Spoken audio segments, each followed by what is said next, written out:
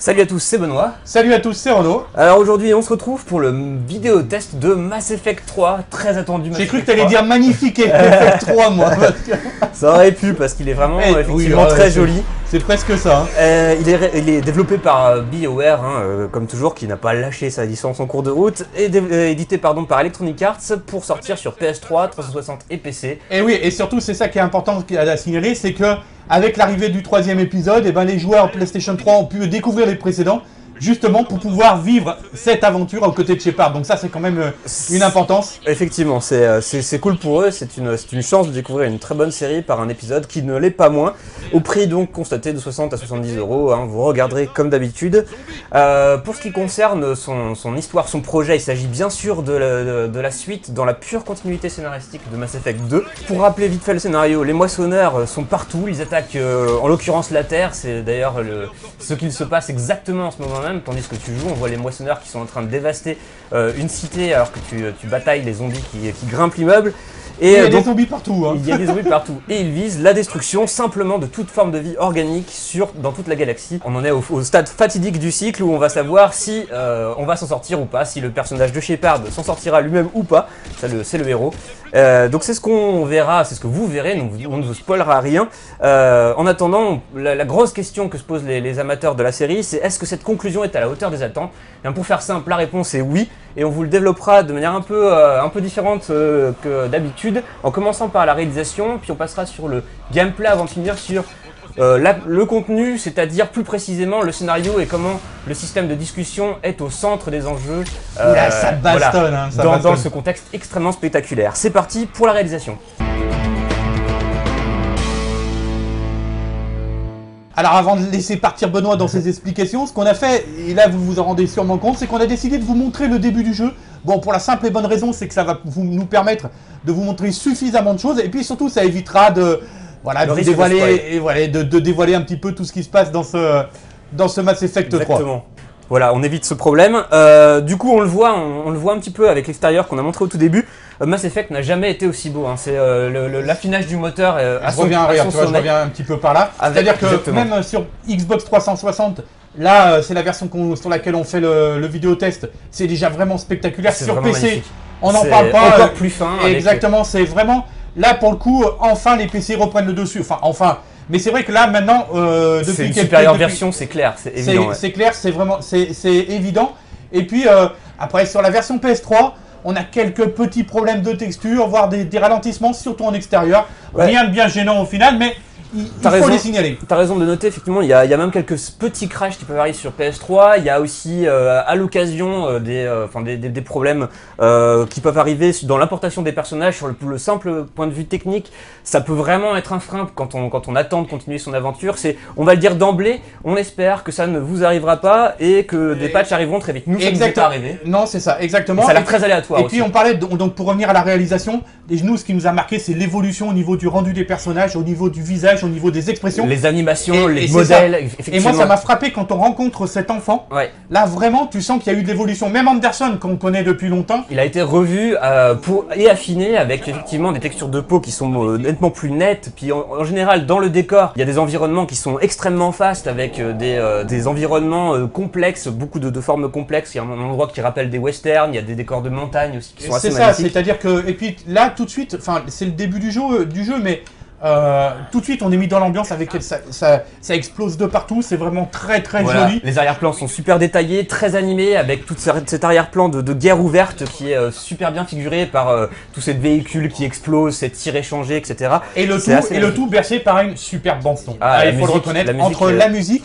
Alors les voix en français, moi je trouve qu'elles vont bien, à part quelques persos secondaires, mais pour les personnages principaux, je trouve que franchement là ils ont fait encore du très bon travail. Et c'est un point très important puisque un des grands ressorts de l'histoire et de cette aventure passe par les dialogues, et du coup le fait qu'ils soient portés, que les émotions soient si bien portées par de très bons doubleurs, c'est un point effectivement très important. On notera également des effets de feu qui sont très jolis, voilà, les particules de poussière. toutes ces prouesses techniques, elles servent, et ça c'est la grande qualité de ce titre, une direction artistique assez exceptionnelle, qui travaille ces environnements tout en tableaux bleutés, striés. On le voit ici, c'est à moitié cendré par l'espèce d'atmosphère de guerre qui réduit le décor en ruine. Ce côté crépusculaire de l'histoire qui est parfaitement rendu par les environnements, par les animations, par le script qui prend corps dans le décor.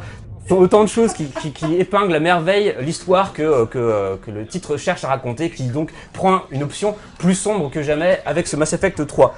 Puis on verra aussi plus tard, hein, dans votre aventure, vous le verrez, la citadelle elle-même, bien sûr, qui est de nouveau le hub central de cette histoire, qui regorge de détails et qui contribue, elle aussi, à raconter tous les éléments du background, avec par exemple, dans le quartier des réfugiés, un mur qui porte la mention de tous les disparus, avec les personnages non-joueurs qui sont en train de pleurer leur famille morte, défunte.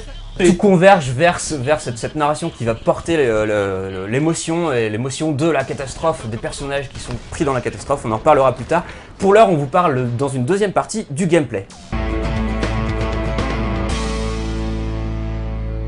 Alors on aborde la partie gameplay en arrivant sur Mars, là on voit la tempête de sable qui arrive. Oui, on vous a passé quelques petits événements qui auraient pu s'avérer importants et puis qu'on préférait ne pas dévoiler en fait surtout. Hein. Effectivement. Alors pour la partie gameplay, hein, la formule de Mass Effect 3 reprend exactement celle des autres Mass Effect, c'est-à-dire un mélange entre le pôle action shooter, hein, vaguement repris de Gears of War, certains ont même pu penser à une version un peu au rabais, et un pôle un petit peu roleplay pour l'immersion dans l'univers qui passe par plusieurs choses.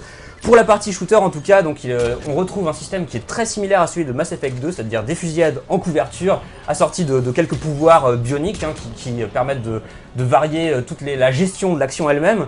Et bien le système amélioré pour l'occasion, parce qu'on a la possibilité d'attaquer au corps à corps, qui est intéressante, et puis la nervosité générale des séquences est vraiment plaisante ludiquement.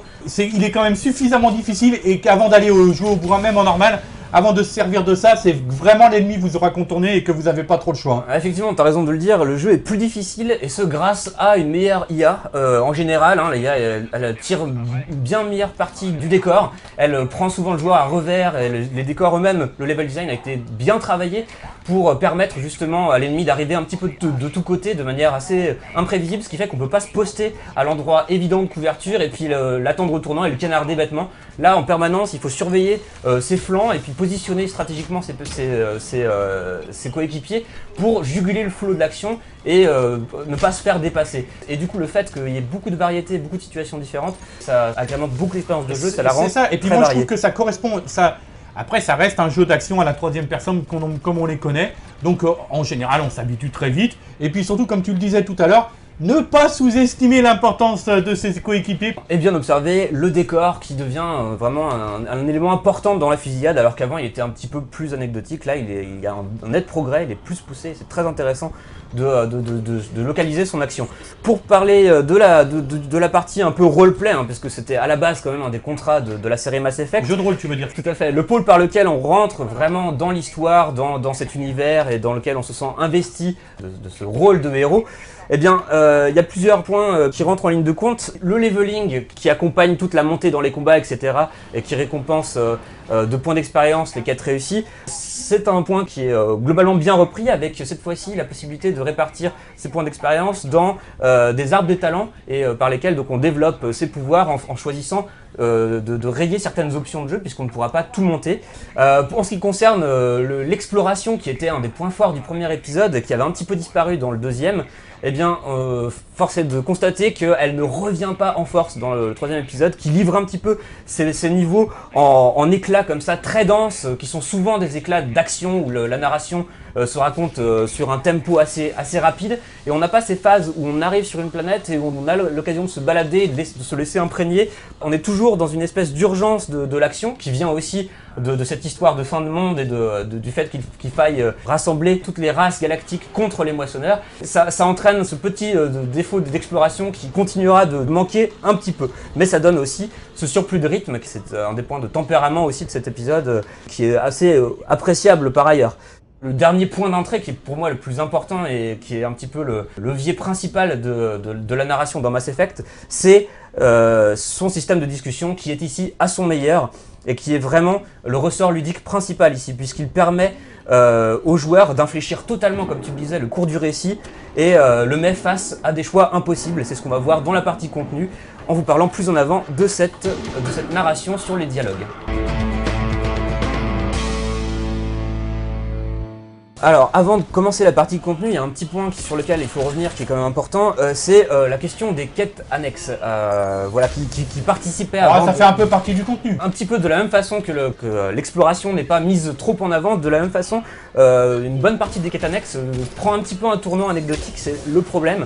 C'est-à-dire qu'au fil des balades dans la citadelle, on va rencontrer des PNJ qui vont nous lancer dans des quêtes de recherche d'artefacts ou de factions perdues dans l'espace, dans d'autres systèmes solaires. Et donc on va se rendre avec notre vaisseau dans ces systèmes solaires pour scanner les planètes qui pourraient trouver des reliques, etc. Les reliques qu'on nous a demandé de chercher. Et à ce moment-là s'engage, quand on lance le scanner, un jeu de cache-cache avec les moissonneurs qui font irruption sur le système solaire et se mettent à nous chasser, à nous pourchasser pour essayer de nous attraper. S'ils nous attrapent, c'est la mort assurée et il faut reprendre la sauvegarde précédente.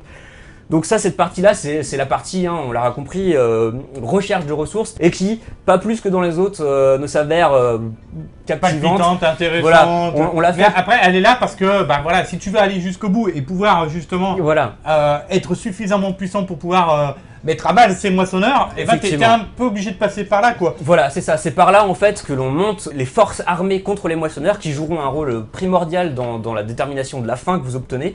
Et en fonction du nombre de quêtes annexes que vous faites, vous augmentez les forces et vous avez une chance d'avoir les meilleures fins qui se débloquent si on passe un certain cap de membres des forces armées. Donc pour ce faire, voilà, on est obligé d'en passer par là, mais c'est pas le plus passionnant. Il y a d'autres quêtes annexes, heureusement, des quêtes secondaires qui sont plus scénarisées, qui fonctionnent à la façon des meilleurs DLC de Mass Effect 2, hein, je pense au Courtier de l'Ombre, et qui sont comme des espèces de petits tout parfaitement cohérents, des petits épisodes auto-contenus, avec une construction narrative super intéressante, et souvent des environnements aussi qui sont très intéressants, je pense en particulier. Enfin, un endroit religieux des Asari où on découvre avec horreur ce qu'ont fait les moissonneurs aux pauvres Asari du coin. Il y a plein de moments comme ça qui sont vraiment passionnants. En ce qui concerne les discussions, donc on le disait, c'est vraiment le point le plus important dans ce titre, puisque ils permettent de développer un sens des échelles, et c'est ce en quoi Mass Effect est vraiment excellent, c'est qu'il fait se côtoyer l'échelle immense, la grande échelle du grand spectacle de la destruction, du cataclysme imminent, avec les moissonneurs qui attaquent de toutes parts, avec certaines visions sidérantes comme ça de robots qui rentrent dans le champ et qui se mettent à détruire des villes entières, et l'échelle de l'intime. Il n'y a pas de spectaculaire à vide, il n'y a pas de grosses séquences comme ça qui veut nous en mettre juste plein les mirettes. On en revient toujours aux discussions, c'est les personnages qui sont toujours au cœur de l'histoire et qui permettent de prendre la mesure de l'événement et de la scène qu'on vient de se prendre dans la figure. C'est un petit peu ça vraiment le truc sidérant de ce jeu, c'est qu'il n'oublie jamais de revenir à la petite échelle du drame par lequel tous les événements prennent leur sens. Donc voilà, ce lestage dramatique permanent, c'est la grande des qualités de cette conclusion. Ils avaient annoncé depuis le départ que c'était une trilogie, qu'il y aurait une vraie fin, et on a eu droit à ça. Et donc moi, ça je trouve ça vraiment agréable de se dire que au moins on va jouer et on va avoir droit à quelque chose de spectaculaire. Tout à fait, la conclusion est parfaitement pour moi satisfaisante, et il y a même la conclusion de l'histoire de Cerberus, hein, l'organisation pro-humaine de Monsieur l'Homme Trouble, là, menée par l'Homme Trouble, exactement. Notre copain du 2. Voilà, dont on découvre les motivations, c'est l'une des parties les plus intéressantes de l'histoire, et honnêtement, la relecture possible que donne cette fin de l'histoire de l'Homme Trouble, c'est vraiment très intéressant, et cette fin pour moi est parfaitement satisfaisante. Ça permet de conclure sur ce titre. On revient juste après le petit jingle. Pour conclure, hein, Renaud, sur ce Mass Effect, pour moi c'est vraiment un titre qui raconte à merveille son histoire d'apocalypse. D'abord, d'un côté, le spectaculaire est encore plus augmenté, encore plus sidérant, grâce à une direction artistique qui est à la hauteur des ambitions conclusives de ce titre, et qui permet d'afficher certaines scènes à grand spectacle que les précédents épisodes ne pouvaient pas se permettre. Et pour le coup, on a droit à des tableaux spectaculaires de destruction massive, etc., de toutes ces choses qui se jouent dans cette guerre apocalyptique. C'est ça, et puis des scènes de combat, moi je trouve vraiment intenses. L'action elle-même, voilà, est très réussie et permet de tenir le rythme dense, et en même temps la pression de guerre permanente, avec souvent des espaces ouverts où le level design arrive à bien figurer l'ampleur de la bataille. Ces choses-là sont très réussies, mais en permanence, le point principal et la vraie réussite de ce titre, c'est que toutes ces scènes spectaculaires, toutes ces scènes d'action, elles ont toujours un sens, elles sont toujours tissées d'un revers dramatique qui est donné et conféré par la discussion qui est toujours au cœur du titre et qui est un petit peu à son meilleur, je dirais. C'est là où le projet de BioWare s'accomplit un petit peu complètement le projet des RPG façon BioWare, qui s'appuie en grande partie sur l'écriture des personnages et tout cela donc tisse le revers dramatique du grand spectacle, et ça permet également de récupérer l'investissement émotionnel que le joueur a pu mettre dans tous les épisodes de la série.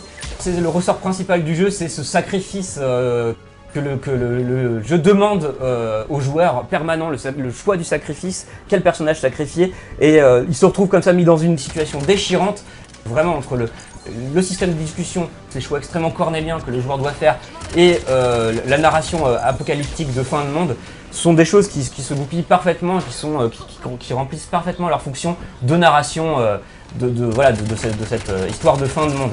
Si vous ne connaissez pas la série, vous aurez sans doute quelques découvertes un petit peu brutales avec l'univers qui se livre d'un bloc comme ça, où on découvre toute une galerie de personnages. Peut-être que vous serez un petit peu déboussolé.